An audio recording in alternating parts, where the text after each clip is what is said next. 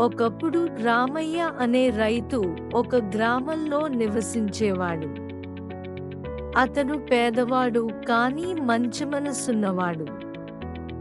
ఒకరోజు పొలంలో పని చేస్తుండగా మట్టిలో ఏదో ప్రకాశిస్తూ కనిపించింది. ఆసక్తిగా చూసిన రామయ్య కొన్ని బంగారు గింజలను కనుగొన్నాడు. ఆ గింజలు ఎంతో విలువైనవని తెలుసుకుని రామయ్య వాటిని ఇంటికి తీసుకెళ్ళాడు.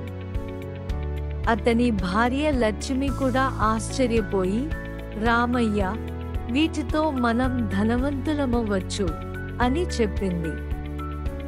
రామయ్య ఆ గింజలను పొలంలో విత్తి వాటిని ప్రేమగా చూసుకున్నాడు. కొన్ని రోజుల తరువాత ఆ గింజలు మొలకెత్తి బంగారు పంటలతో నిండిపోయాయి.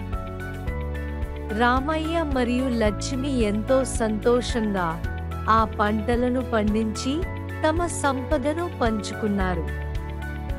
వారు ఊరి ప్రజలకు సహాయం చేసి అందరూ సంతోషంగా జీవించారు.